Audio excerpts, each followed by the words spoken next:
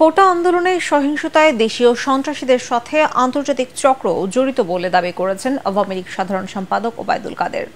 তিনি বলেন, video footage বিশ্লেষণ করে দেখা গেছে সাধারণ শিক্ষার্থীরা সহিংসতায় জড়িত ছিল না। ধানমন্ডিতে আওয়ামী লীগ সভাপতির রাজনৈতিক কার্যালয়ে সংবাদ সম্মেলনে এসব কথা বলেন ওবায়দুল কাদের। রিপোর্ট করছেন মিজান শাহজাহান। চলমান পরিস্থিতি নিয়ে কথা বলতে এই সংবাদ সম্মেলনের আয়োজন করে আওয়ামী লীগ।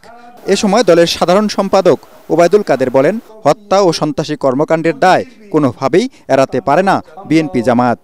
সহিংসতার ভিডিও ফুটেজ বিশ্লেষণ করে সহজে বোঝা যাচ্ছে এসব সহিংসতায় কোনো সাধারণ শিক্ষার্থী অংশ নেয়নি।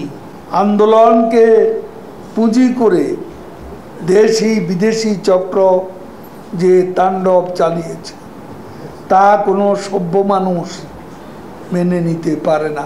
দলের নেতাকর্মীদের গ্রেপ্তার প্রসঙ্গে বিএনপি মহাসচিব মির্জা ফখরুল ইসলাম আলমগীরের বক্তব্যের সমালোচনা করেন ওবায়দুল কাদের। বলেন, বিএনপি নেতাদের গ্রেপ্তারের পর জিজ্ঞাসাবাদে সহিংসতার আসল চিত্র বের হতে শুরু করেছে।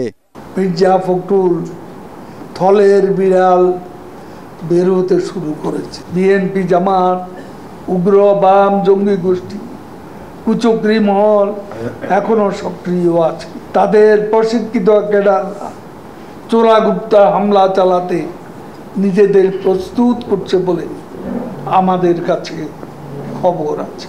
ওবায়দুল কাদের বলেন, যারা নতুন করে আন্দোলনের ডাক দিচ্ছে তারা রাষ্ট্রের বিরুদ্ধে অবস্থান নিচ্ছে। সব হত্যাকাণ্ডের বিচার বিভাগীয় তদন্ত হবে, কোনো অপরাধী পার পাবে না বলেও জানান আওয়ামী লীগ সাধারণ সম্পাদক। জামাত শিবিরদের, বিএনপিদের রুখতে হবে রাজপথে।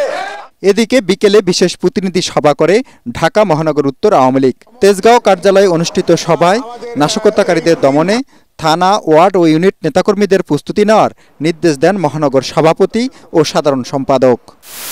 মিজান শাহজাহান, এটিএন বাংলা, ঢাকা।